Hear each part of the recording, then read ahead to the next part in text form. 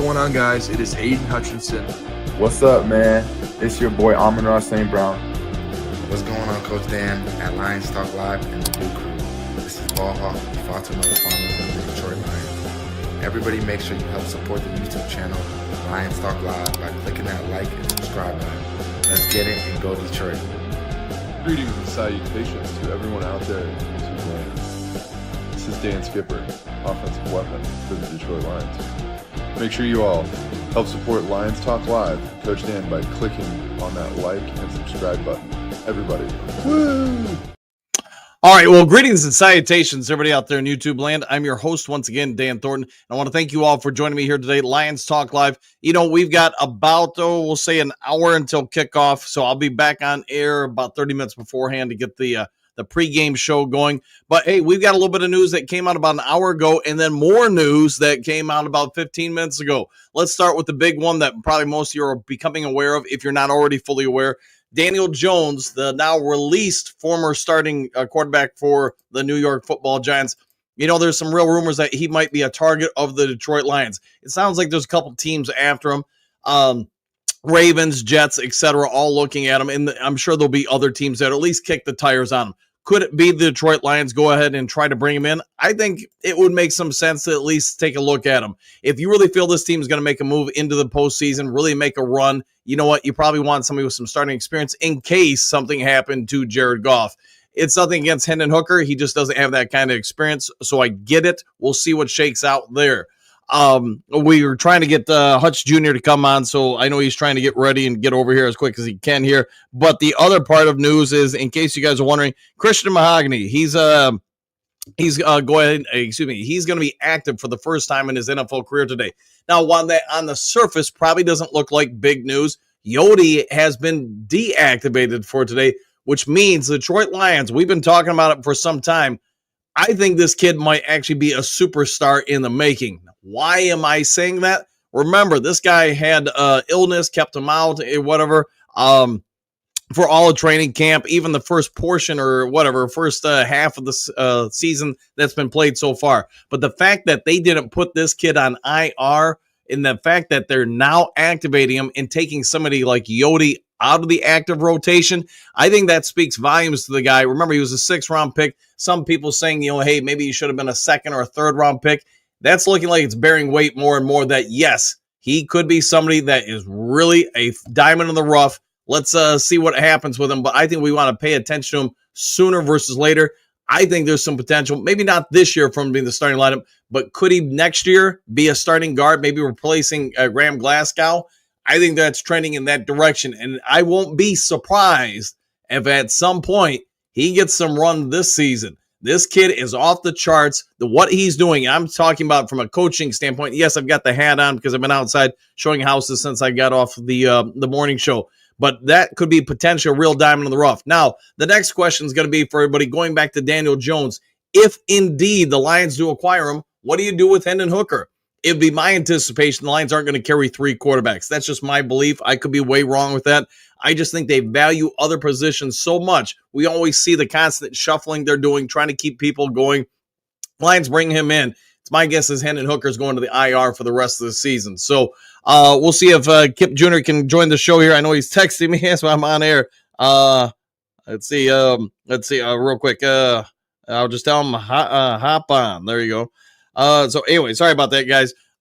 So there's a lot of you coming out. What would you guys do? Let me ask you, you always hear me give you my thoughts. What would you guys do if the Lions do acquire Daniel Jones? Do you put Hendon Hooker on the IR? You've got almost a full season out of him as far as development. Do you sit him down and say, now it's time for the playoffs? We want a veteran quarterback in there. Christian Mahogany, what do you do with him? We've all talked about it so far this year, the weak link, and it's not a huge weak link, but the weak link in the offensive line has been Graham Glasgow. He's showing some signs of fatigue and age, in my opinion, when I watch his footwork. Yes, he's not a natural left guard, but Mahogany, again, for this guy to have missed, so much time with his illness, that, he missed all training camp, the first, 6 games of the season, and now he is active on the 53-man roster for a game, so actually 47 on game day. Let's bring on Hutch Jr., see what he has to say about both of these topics. Junior, how you doing today? Good. What's up, guys? Well, we've got, as you're fully aware, a little bit of breaking news. Let's start with the big one, Daniel Jones. Quite a few teams trying to acquire him. He's going to have his choice of where he wants to go to try to revitalize his career. Do you think it makes sense for the Detroit Lions, A, to acquire him, and then B, let me ask you, what do you do with Hendon Hooker in that scenario? Yeah, this one's a tough one for me. Obviously, Daniel Jones, everyone knows the kind of situation. His year, when he beat the Vikings in the playoffs, the wild card round, he had a great season. Then after that, it's kind of been a downward slope, whether that be the franchise or whatever. And then you kind of look at it like this is almost like a situation in compared to golf. I mean, a team is basically sending this guy away. No team wants him because he hasn't been great. And why not a better place than Detroit to put this man? I think the real question is, okay, if golf goes down, what do you do? Do people believe Hendon Hooker can lead this team? Not really. I don't think we haven't seen enough out of this guy to say, yeah, for sure. So let's plug Daniel Jones in there. You give Daniel Jones more weapons than he's probably had ever in New York. You're probably not wrong there. You don't have to have him throw 45, 50 times. You can still run the offense the same way. And let's not forget, Daniel Jones is a little bit athletic. So, I mean, to me, I think if Daniel Jones were to go anywhere, I think maybe Detroit would probably be one, Ravens would be two. But yeah, if I'm the Lions, I think you take a real hard look, and you're not going to have to pay him a lot.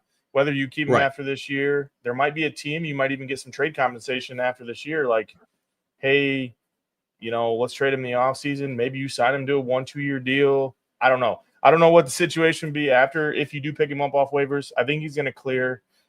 Obviously, it's been aware that a lot of teams are interested in him just because of his experience and what he can bring to the team. But, I mean, you put him in the Ben John offense, he's got J-Mo. He's got an arm. He can let the thing sling. So, yeah, no, this is kind of an interesting thing. It was weird they released him, didn't. And then, it was one of those things. I seen it. I was like, oh, wow, the Lions are interested in this guy, rightfully so. And then with the Hendon Hooker, I don't know what you do with him. I don't know if you put him on IR. And then, obviously you have Jake Fromm still on the third. So maybe you take Hendon, you put him down where Jake Fromm's spot is, you carry Daniel Jones and Jared Goff in the playoffs, and now you have your okay, hey, we have someone that can run this offense if Jared Goff goes down. So let's also now move on real quick. Just I get we got the pregame show coming up a half hour. But let's talk about real quick with Christian Mahogany. The guy had I forget even what illness he had now off the top of my but he had the swelling of his what was it? Not his liver, but his spleen. So I've been talking about it for a while. The fact that they put him through the 21-day window and then kept him on the 53-man roster instead of IRing him when he missed all training camp, missed all the preseason stuff, missed the first, I think it was 6 games of the year. Maybe it was 7 games. The fact he's missed all that and he's come in just really only about a month and a half and now is on the 53-man roster and even supplanting Yodi. What does that tell you on the outside looking at this kid and his raw potential? Yeah, I mean, I was shocked when I looked at the inactive report and I saw Kaioki Adewuse. I always say his name wrong. I was very shocked because Adewuse's actually played in some snaps. If everyone remembers when we played the Vikings, he was our left tackle. Yeah, so for this guy to come in, he's been obviously the staff thinks highly of him. He's a big body. He kind of fits what our O-line does. And I think he's one of those pieces you can kind of plug him anywhere. You can plug him at right. You can plug him at left. And, yeah, I was watching some of his tape inside of, Allen Park. And this guy looks like an animal. I mean, maybe we see some snaps today where he plays a couple snaps. Maybe if we get a big lead on the Colts, maybe he comes in and gets some live reps. But, yeah, it was really shocking to me to see that he was actually not on the inactive and actually on the 53-man roster. So, and like what you were saying earlier, this might be one of those things where they figure out what they have and maybe they go from here. Okay, hey, we got Mahogany. Now, do we need to draft an O-line this year, or can we just use Mahogany like we planned and we go elsewhere? So it's going to be an interesting piece, and I'm excited to see what he can do, man. Just from a coaching and scouting standpoint, when I look at what's going on with Christian Mahogany, I go, man, this kid has just got to be, I don't want to put it in terms, but Pro Bowl level for what he's doing. The fact that, again, he's missed so much time and overcome everything to be here where he is now, supplanting a primary backup who started some games, even in the NFC title game. Yodi started that game, if you guys remember. He's also, as you pointed out, started against the Minnesota Vikings in a key game. Had a rough, I want to say, first quarter. After that, calmed down, wasn't even noticeable the rest of the day. So played at a high level. I guess we'll see what the Lions do, but the fact that they're still kicking tires trying to improve this team, the fact that draft class still keeps showing up. And we're hearing good things about Manu. We're hearing good things about, obviously, you can see Terry and Arnold's growth and development. Baki, when he gets in, you see why they went and got him. And now Christian Mahogany potentially could be one of the biggest steals of this past draft, and he got him in the 6th round. So, all right, guys, we won't keep you long. We only got 30 minutes until the pregame show kicks off, and then obviously an hour until kickoff. Junior, why don't you go ahead and give yourself a shout out, tell everybody about you and your awesome content. Yeah, you guys can catch me on here as always with Dan and the Do Crew, man. Congrats on 11,000, by the way, guys. You guys are amazing. You can catch me on here. You can catch me on Twitter. A lot of the updates over there at the Only Hutch Jr. Catch My Vibe Radio. We're always over on there too. Outside of that, go Lions and let's go 10-1. Let's do that. Brian, so he was a 6th round pick, offensive guard or offensive lineman / guard. He missed all of training camp, and I forget it was malaria, not malaria, something like that. I don't remember off the top. Yeah, he had a weird disease. I don't know what it was. It was like sickness or something. I don't know. It was a weird thing. It was kind of kept on a guard. Yeah, the only thing I can remember is that his spleen was swollen, which obviously in football you don't want anybody with a swollen spleen taking direct contact and stuff. And it was a bit of a recovery process. So, all right, guys, mono. Thank you, Pierce. Thank you. It was mono, yeah, which caused this swollen spleen, etc. So, all right. Any rate, I'll be back on air in about 30 minutes for the pregame show. Again, for those tuning in for the live cast, I'll take you through up until kickoff. Then I got to go do a few things with some neighbors real quick. I'll be back at halftime for it, but I'll leave the live chat up for everybody.